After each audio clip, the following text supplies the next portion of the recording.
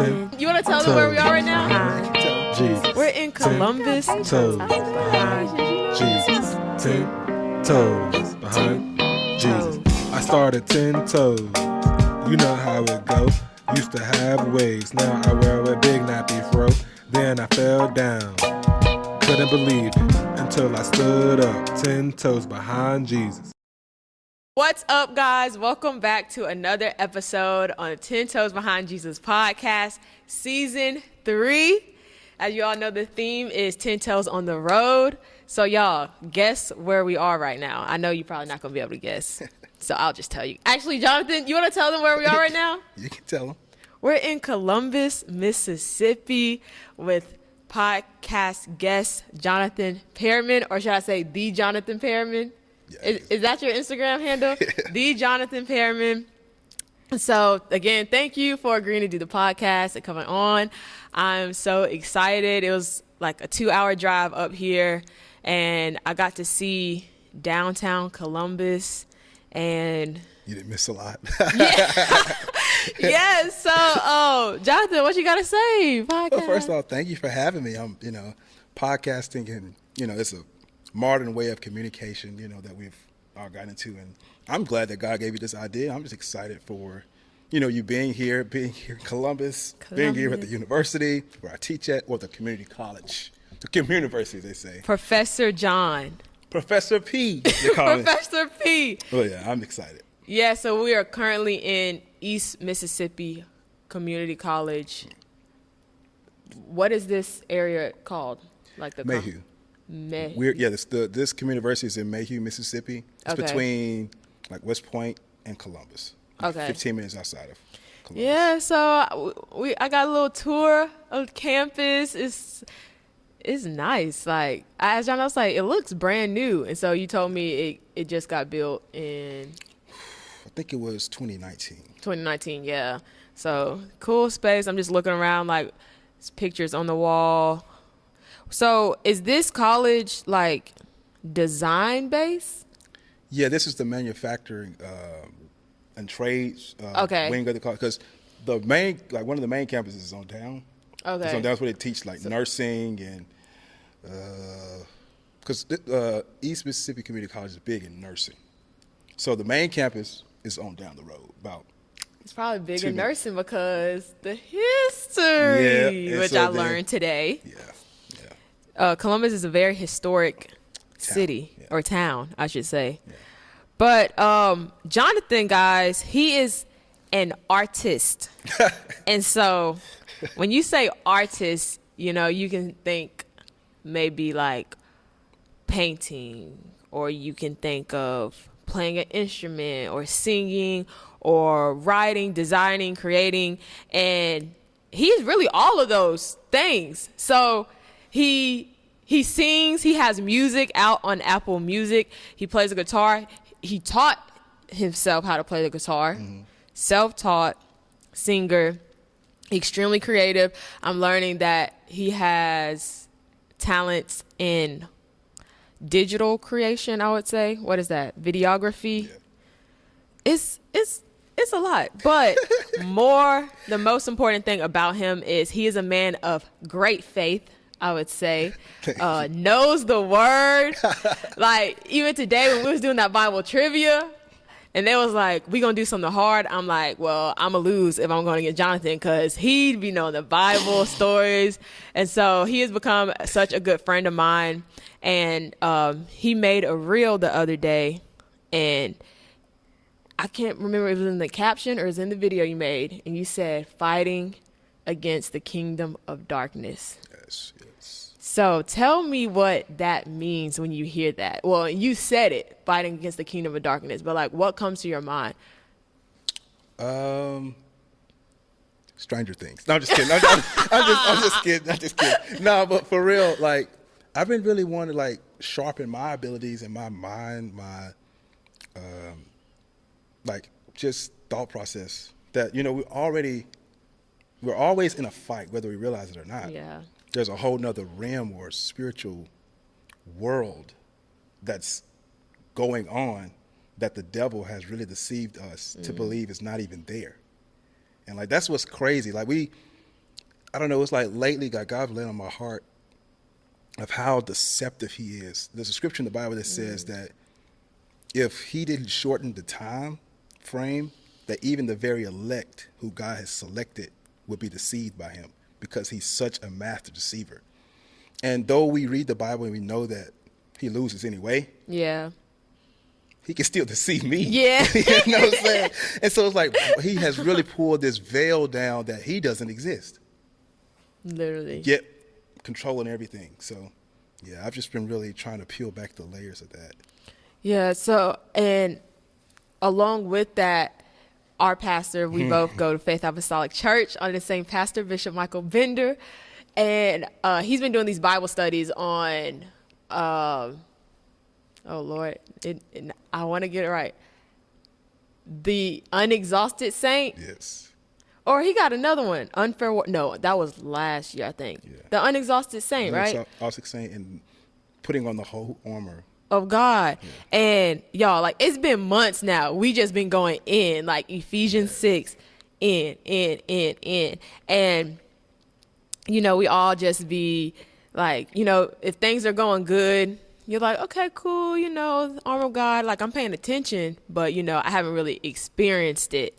And then when you experience it and you understand, like, man, the devil will come at you in all kinds of ways. Like, of course, he's not going to tempt you with things that you obviously not interested in or you don't want to do.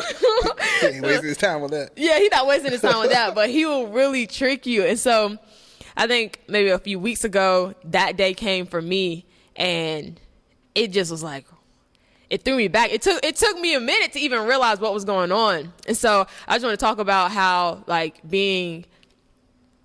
experiencing that evil day and by how to fight against the kingdom of darkness, like, in today's time, both being young people. Yes. Like, yes. How does one fight against the kingdom of darkness?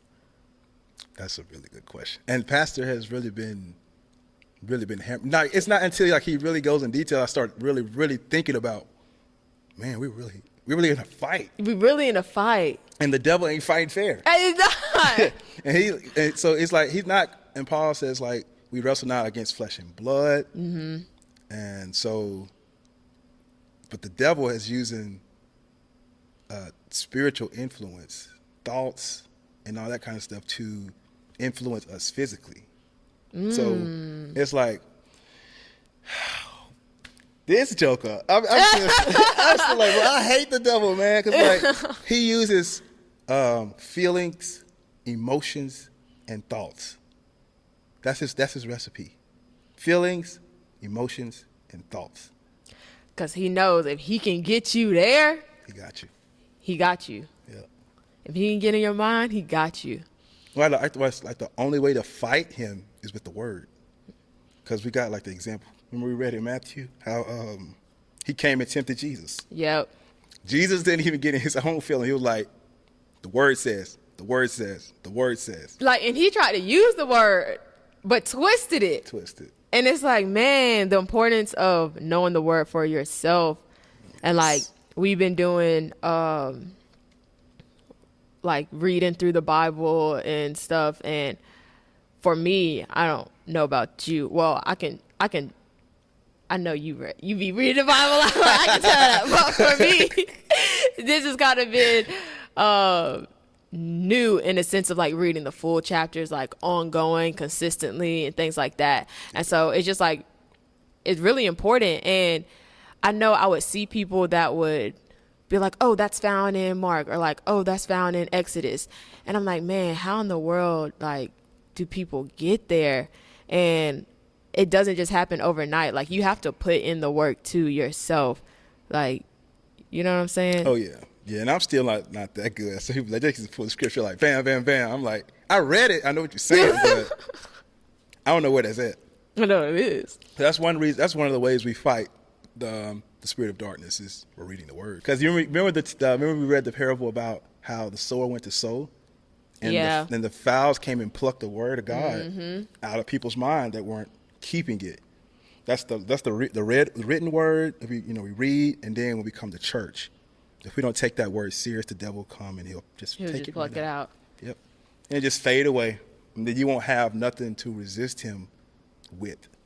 Right now, a lot of us, we're in that area like post college or even before you go to college where you don't know what step is next. And like we say we believe God, we trust God, this and that, but like our actions show otherwise because we stressing, we panicking and doing all these things. And so like what's maybe some like tips or advice you could tell the listener or viewer about if they're going through that time? Because I don't know why, I just feel like a lot of people going through right now. And so do you have any like advice and tips or things that helped you in that season when you were in? Man, like when I really think about it, it's like it's such a transitional point of life because especially for us that grew up in church, it's a lot going on with our faith because we're literally riding off the coattails of the faith of our parents. Ooh. Right? So we go to church, we hear the word, you know, it's there. And the double, like the sword to that is that the devil will use that to condemn us when we step out on the waves of life and we're not used to walking on the water by the faith that God has given. You know what I'm saying? We got our parents' faith. And so once we get out there and we start to falter, he's like, you ain't nothing. You know what I'm saying? So he started using that against you because we've been in church. He's like, you know better. Look at you falling. Look at you slipping. Yeah. Right? And so like that's a condemnation that only church kids know really. And it's like you just keep you're like, I'm trying. Down and down and down. And it's like, man, like what's going on? My parents taught me, but it's like I'm slipping. That's okay. It's just that you got to get strong on your own. You know what I'm saying? And there's grace for that. That's what grace comes in. So just keep stepping. Keep stepping. Yeah, don't stop. Just you have to stay going to church even when you don't feel like it. Okay.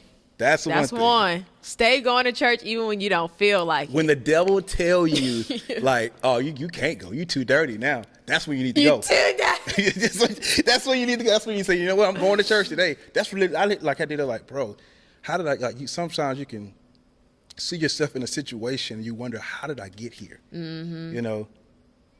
And you're like, bro. And it's like back in the garden, you want to hide when you hear the voice of God. Oh. You know what I'm saying? But you got to go face to face God anyway. Go to church. Read your Bible. Fast anyway. Pray anyway. And eventually you'll get strong enough. And, okay. Sorry, something just came to mind when you said, like, when you don't feel like it or you kind of, like, scared to face God, that's the time you do need to face him anyway. It brings me back to Judas.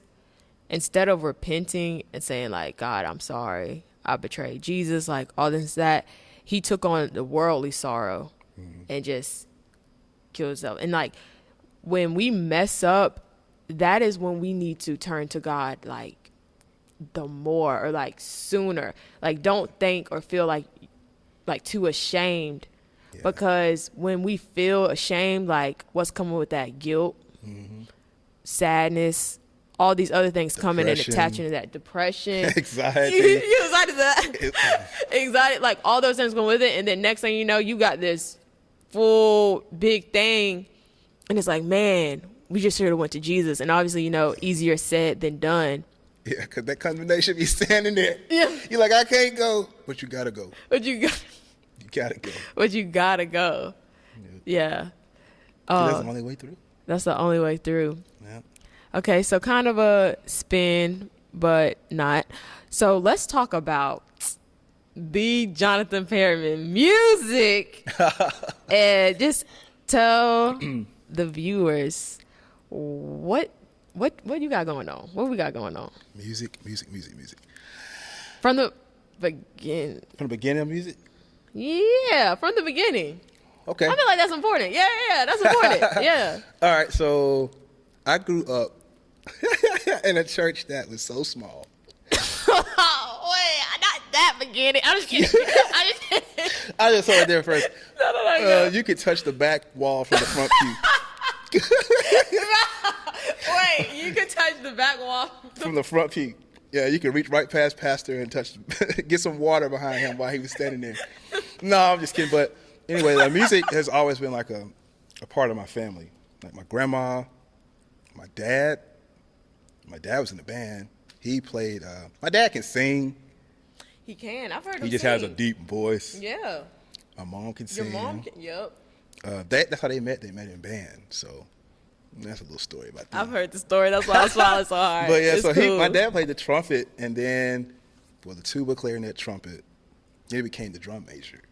Okay. So that's the person doing all the dancing and Yeah, stuff. But so music has always been a part of my life. And for me growing up, I remember we had like this little karaoke machine. And I didn't know I was tweaking EQ at the time. Oh. I just knew that it got clearer if I turned this knob. This got muffled. And I would sing on that all the time. But most of my sound comes from prayer. Okay, explain. This is actually my first time hearing this. Now, this is the first time hearing it. Because most people, like, they see me like, oh, he sings, but they don't know that I'm a prayer warrior. Like, that's my thing. Intercession and prayer is what my first gift is. And so I developed a sound out of prayer. So a lot of time I would be praying, and then a song would hit my spirit, and I just start singing. Okay. And so that's where it come from. And so, yeah. And so I had to get the writing part. I had to ask God to write.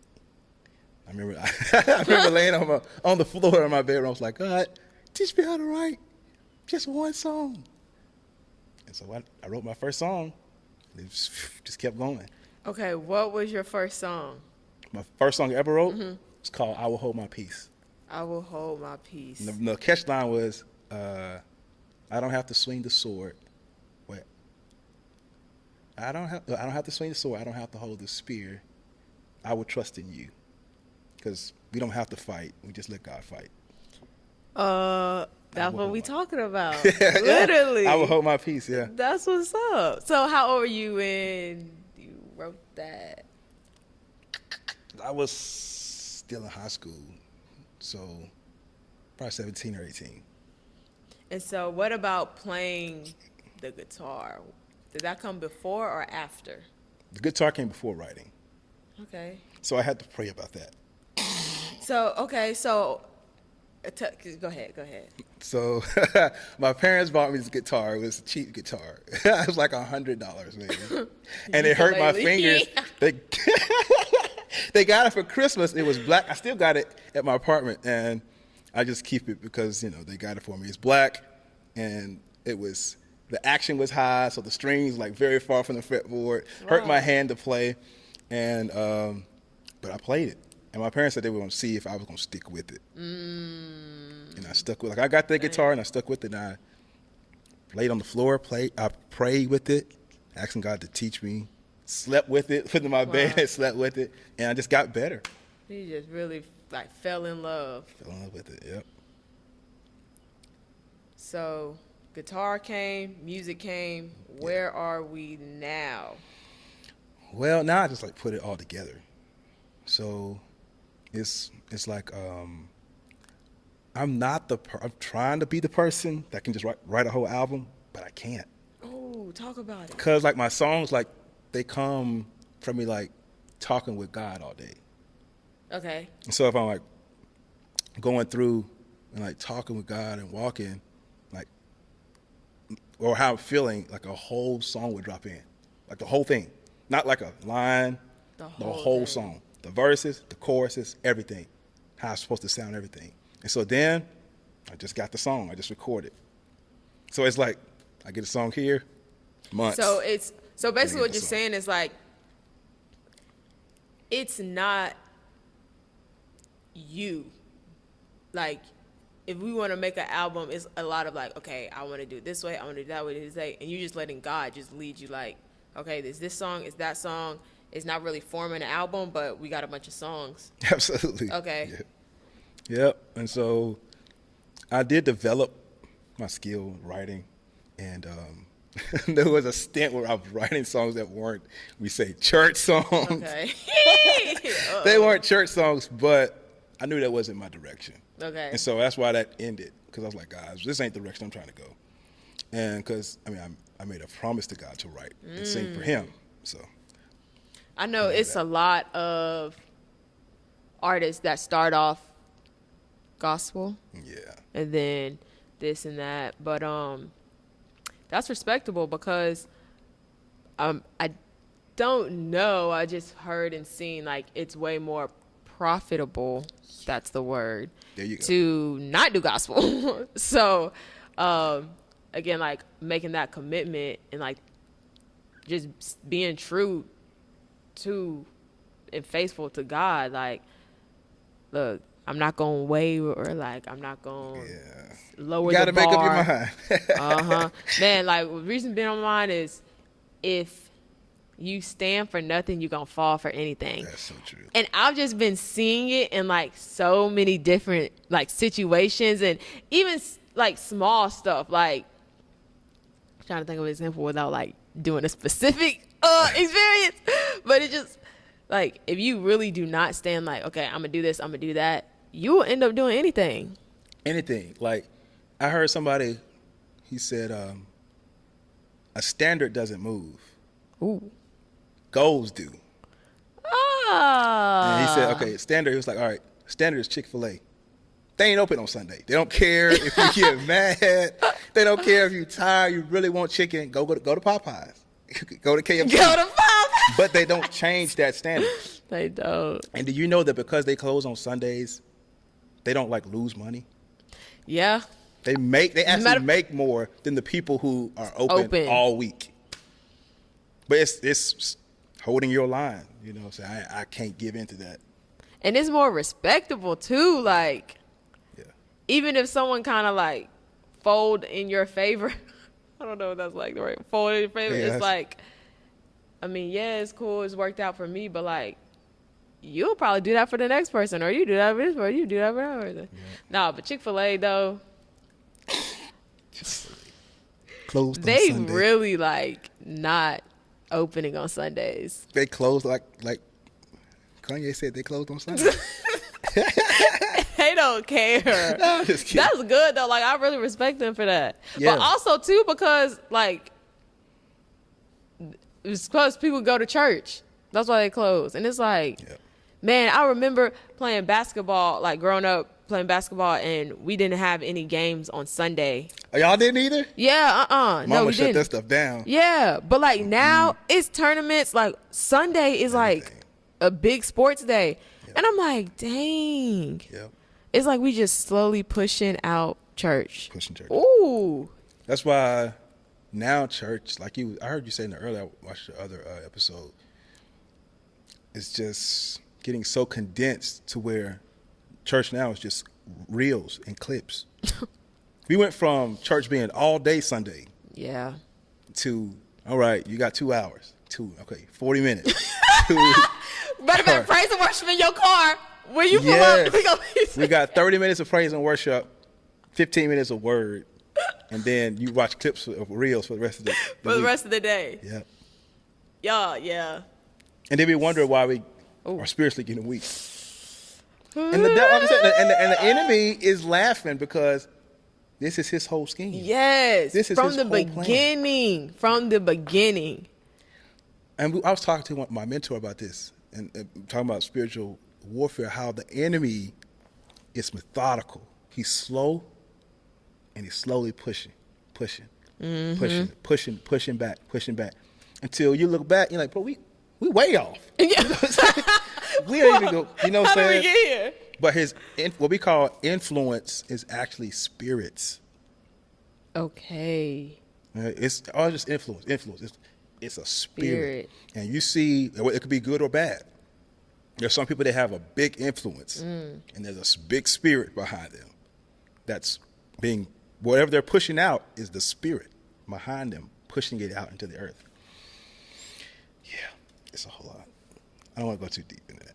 Hey, we on a pod. Oh, y'all, make sure you go to church. Yes, make sure. She said that in her other podcast. Make sure you go to church. Episode, yeah. Because, man, you right. If you're not going to church, and she laid it out well in her other podcast, if you're not going to church, you're getting weaker and weaker and weaker. So when your evil day come, You ain't going to be able to stand. you ain't gonna be able to stand. You're just not going to be able to stand. Because the devil know that there's strength in numbers. Ooh. If he didn't know that, he wouldn't fill the man with many legions of demons. Yep. He would just went himself. Right. He would have just, yep. But he knew it took a lot to keep him bound. So Get around the saints. It just does something. The saints. Get around the saints. I love hearing the saints pray. Oh my God. All right, let's talk about prayer, and we probably gonna talk about something after that. But okay.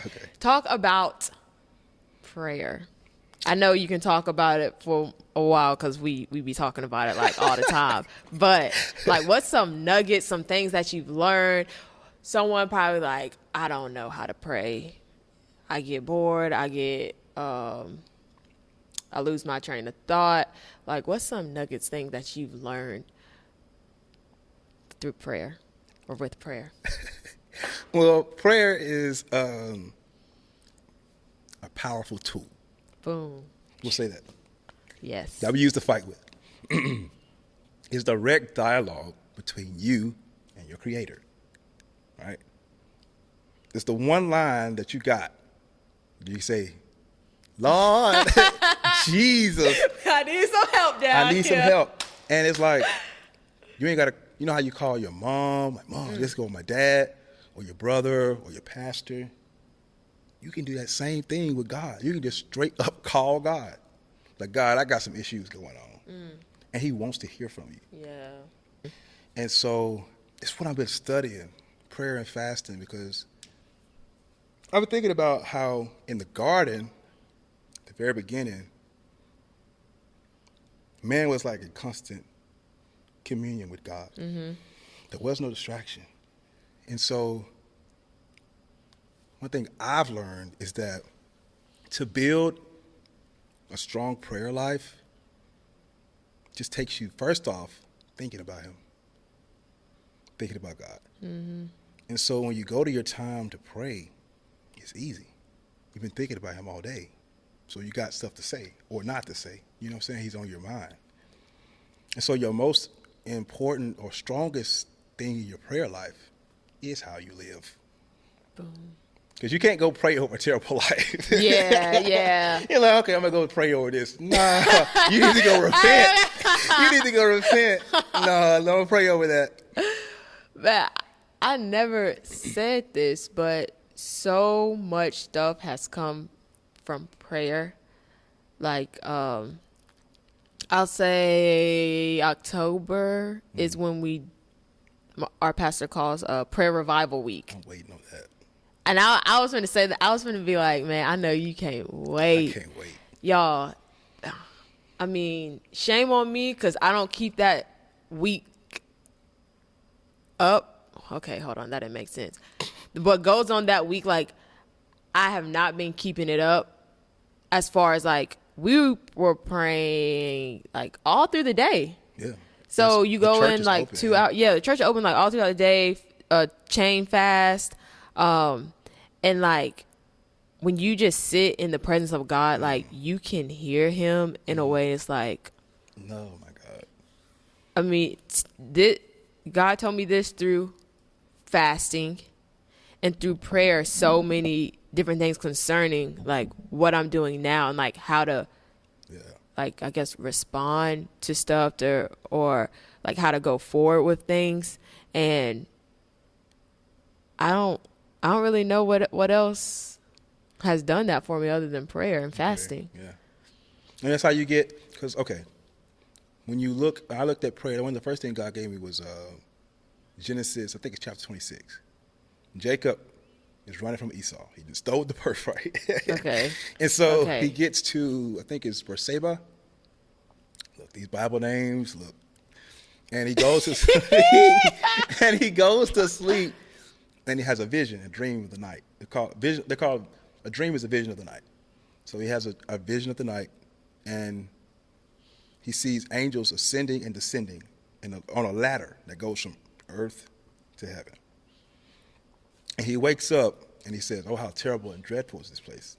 I didn't know that this was the house of God, the gate of heaven. And so I was like, okay, so no wonder God said my house should be called the house of prayer, because there's messages coming from earth going to heaven and directions coming from heaven to earth. And so you go to Daniel. Daniel was praying and fasting. He was an intercessor. And he was praying and fasting. And literally the angel came to him with the message. He was like, I heard you the first day you set yourself to pray and to fast. But I was held up. Like, held up. In the spirit world? Yeah. The devil was fighting against the angel. He didn't want the angel to get to Daniel with the information. So that angel had to call for Michael, the archangel, to come help him fight so he could get the message to Daniel. So that's what's going on in the spirit world while we're praying and stuff. That's so deep. It's like, I don't know if I heard a sermon or something talking about like pushing your prayer through. You got, yes. Man. Yes. And that's so important. Like, because we can pray, and then you got to have the faith to believe. Yeah. Because think about Elijah. He prayed and said, go check for the cloud. Servant ran. I know it wasn't no 20 minute. I know it wasn't a 2-minute walk. He had to run up the mountain. He came back like Elijah. He came back like Elijah. Ain't no cloud. I know the first time he was like, ain't no cloud. Elijah said, go back. Okay, he came back. Ain't no cloud. Elijah said, go back. I bet this servant was like, all right, okay. Third time. He did this 7 times. Oh. God. And we know this wasn't no 5-minute walk. Came back. And the 7th time he was like, well, Elijah, I see a cloud. It was the size of a man's hand. Ooh. Wasn't a big cloud. Elijah said, let's go. Ooh. It's about to rain. I hear the abundance of rain. It's time to run. I was saying like, okay, just a small little cloud, you know. But it shows Elijah's persistent in that he trusted prayer. Mm-hmm. And one thing about it is that you have to pray, and then you have to believe that God heard you. Yes. You can't be like just praying like, well, that might have made it. I don't know. But you got to have faith enough to believe that your prayer is being heard. Without faith, it's impossible to please him. So we have to have faith that our weapons are working. So, yeah. So faith plays a big part in the prayer. Yeah. Believing that God is hearing. Is doing. Yeah. Man, that's a I'm really looking to prayer though. Yeah. I want like a breakdown. I want a case study on prayer. Like I want somebody to be like this, and oh wow. I want a case study. I do. What did you say? Faith? You said something. I'm like, that would be a fire sermon. What? You literally just said it and it like slipped my mind. I'm gonna replay it and watch it and put it right here. Boom. That would be a fire sermon. But man, okay. Fasting.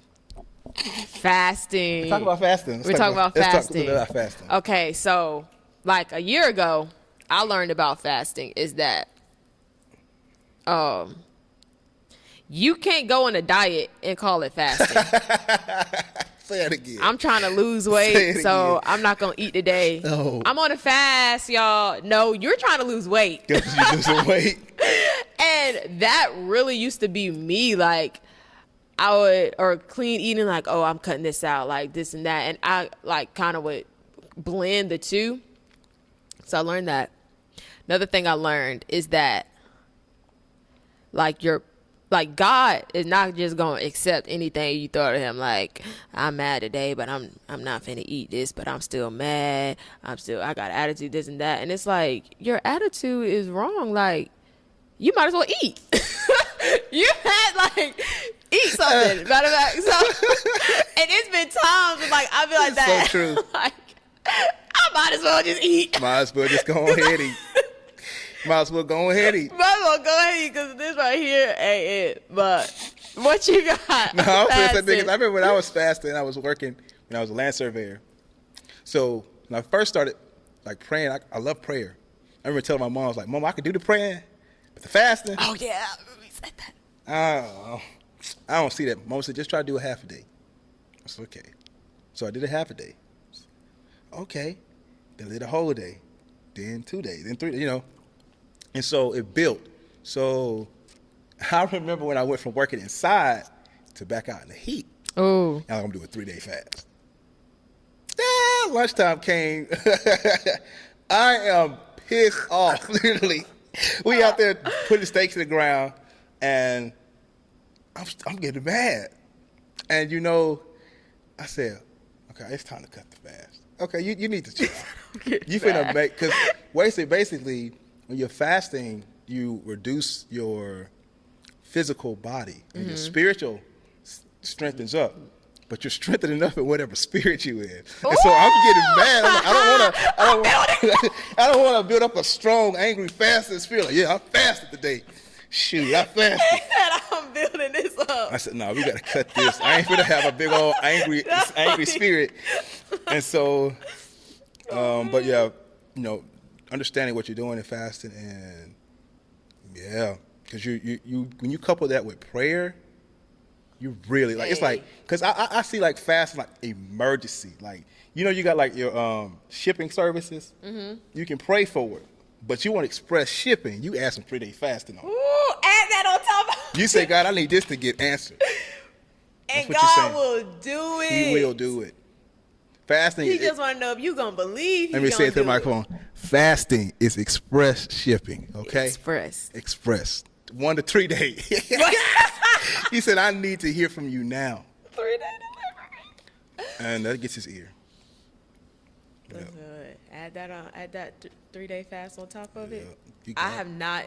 The longest I've gone is 24 hours. Yeah. And I know I said I'm a push 2. I need to go and put it into action, and I just be talking about it. I'm gonna push 2. Yeah. Do what you can do though. Don't let, and that's another thing about spiritual warfare. Don't let nobody be pushing you. You know what I'm saying? Because do what God convicts you to do. Don't do what I convict you to do. Ooh, that's good. Do what God convicts you to do. Because just because you hear me in prayer and I sound like a seasoned saint, and you just got into that, And you're like, man, I'll never get there. Yeah, but it's like people have different gifts. So don't be upset because you're like, man, that person can really pray. Yeah, they have the gift of prayer. It's a spiritual gift. And like the devil will try to get in that way too, thinking you're not good enough. I know that's how I was. And it's like, man, if you just like, okay, you on your day 1, they on their day 100. Like they've been doing this. Are y'all you supposed to be on the same page? Like, no. So just go at your own pace. And but the devil loved that one, because that's a good one though. Yeah. And then like with using your spiritual gifts and why prayer is so vital and important, because remember I talked about encounters with God. Prayer keeps you in a place of humility and ready to serve and looking for the spirit of unity. Because a danger is when you're gifted, or God has gifted you in multiple areas, and you start doing stuff, you start rising up. Oh, I got spiritual knowledge. Oh, I got the gift of healing. Oh, I got this. You know what I'm saying? I can pray. And so now the devil's like, hey, let me keep boosting that pride in you. I got him. You got it. Yeah, you got it. Yeah. Yeah, he's very deceptive. Any way he can get you, he want to be spiritually prideful. Gotcha.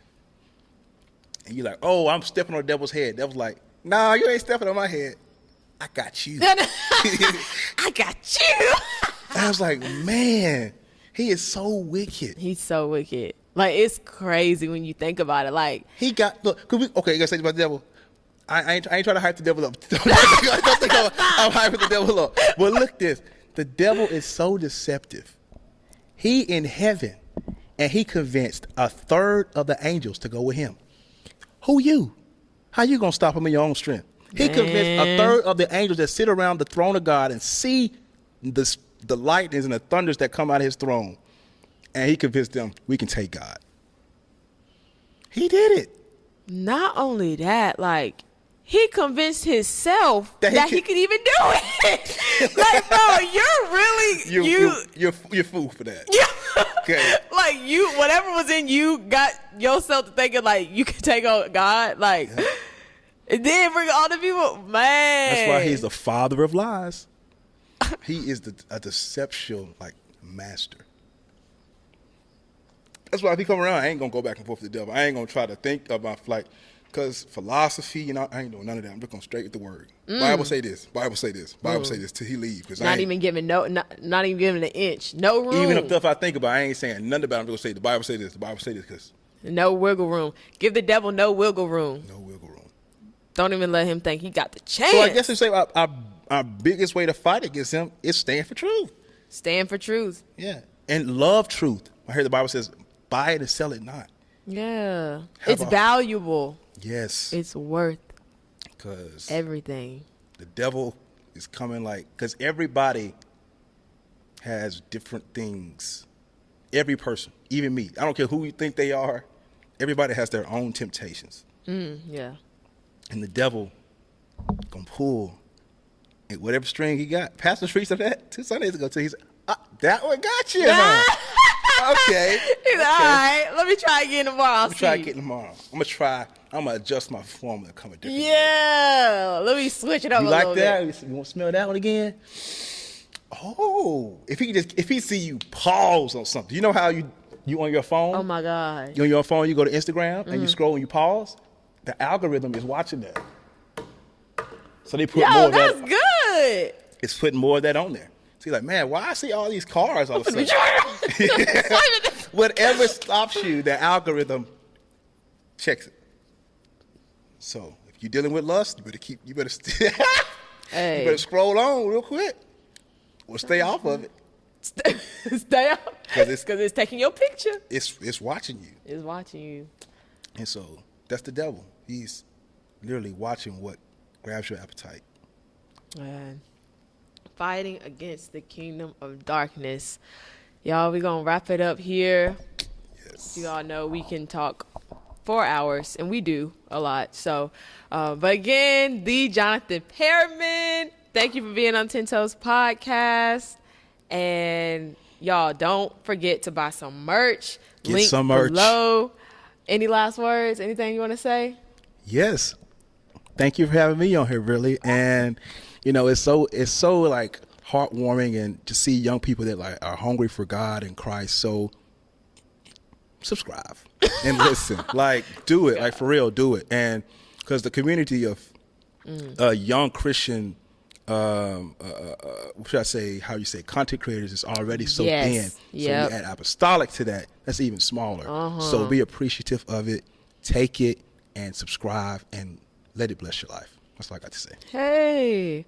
All right, y'all. Love you guys. Don't forget to stay 10 toes behind Jesus, because he's 10 toes behind you. Bye, y'all. Bye.